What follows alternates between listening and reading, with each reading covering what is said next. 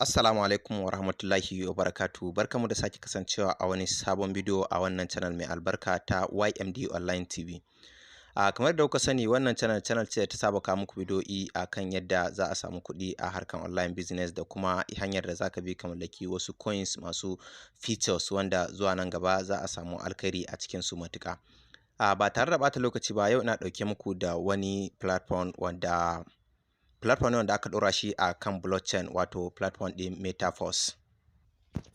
Metaverse tsari ne da aka ɗora shi a kan blockchain. Duk tsarin da ya zama yana kan blockchain kuma ba a cika samun riski a cikinsa ba gaskiya. Sannan kuma ba wai kamar sauran platform bane da zai zama da kai register ka rinka jin a kullum zaka samu naira kaza. A'a, abu ne wanda in dai ka riga ka register kai connecting ɗinsa da trust wallet ɗinka, kai investing a ciki, zaka saurara kawai wani lokaci kana tsanne kawai za ana yin overflow, kawai zaka ga cewar an zuba maka dai a cikin trust wallet ɗinka, kawai zaka je ka juya kayanka kamar da shi USDT ka sayar ka rike yan canjin ka. Ba tare da bata lokaci ba, za mu shiga in gwada mana yadda za ka yi register da shi wannan platform ɗin na Metaverse. Kafin mu shiga cikin bidiyon mu, kar ka manta dan uwa, wannan shine farkon ziyartar ka channel mu, ka danna mana subscribe kana ka danna alamar ƙararrawa. Ta haka ne YouTube channel za su rinka sanar da kai da zarar na ɗora sabon bidiyo. Yanzu za mu shiga cikin bidiyon in gwada mana yadda za ka yi register da ainihin Metaverse.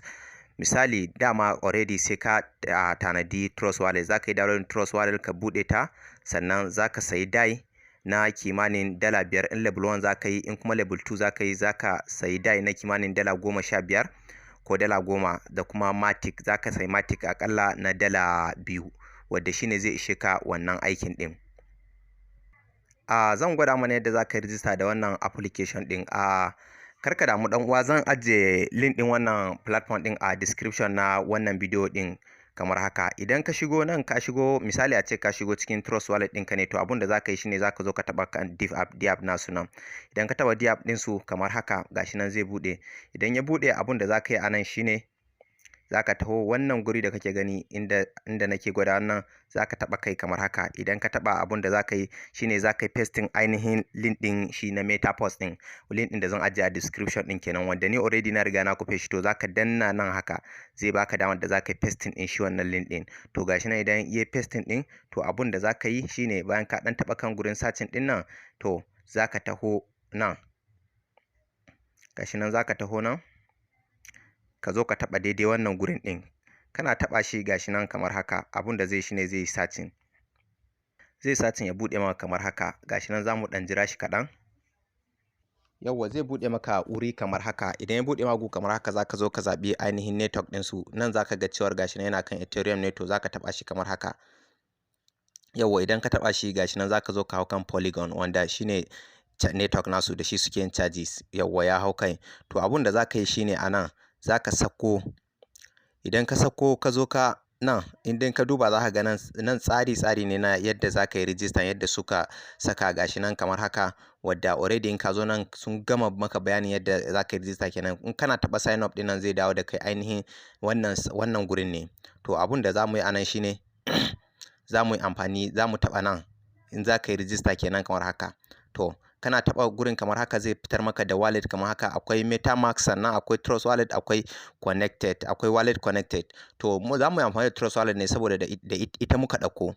Gashi nan kamar haka, kana taɓawa zai maka connecting kamar haka. Kana taɓa sign up ɗin, zai tafi ya maka abun naka. Kana taɓa connecting da wallet ɗin kai, zai tafi hakan nan. Gashi nan yana searching, za mu ɗan jira shi.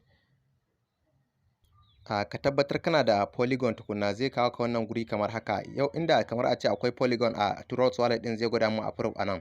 Amma zan je na yi amfani da wata wallet wanda tana ɗauke da wannan Polygon ɗin kamar haka. Yanzu ku saurare ni kaɗan. Gashi nan ya faɗa gwada min already register, da yanzu kenan.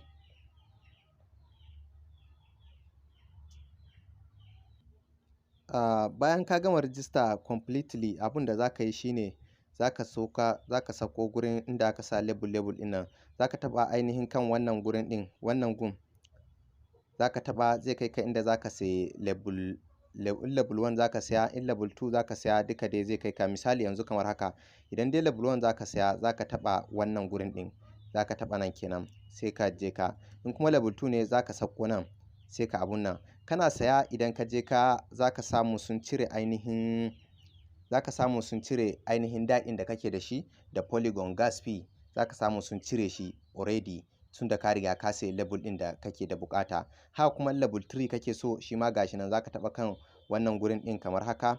In ka taɓa zai zo nan haka, zaka taɓa processing nan, to gashi nan za ka ga polygon good die, in dai akwai shi good za sa, in dai matic shi ma akwai shi yadda suke bukata za ka ga an sa good, to daga nan zai tafi process. Amma in babu ba zai ba, ni yanzu anan bayin da shi saboda haka ba zai yi ba. Sannan already na riga ni da nayi register ne ma, shine ya abun nan. Amma kai da baka yi register ba, idan ka zo daidai gurin inda kai connecting da Trust Wallet din nan, zai gwada maka Trust Wallet din naka, sai gwada maka approve, zaka hau kan shi approve din. Daga nan zai dinga directing ɗinka yadda zaka yi register ka ta yi successfully. Normal ne. Allah ya samu dace. Duka da haka muka zo ƙarshen bidiyon, sai kuma wani bidiyo idan Allah ya sake haɗa mu. Nagode.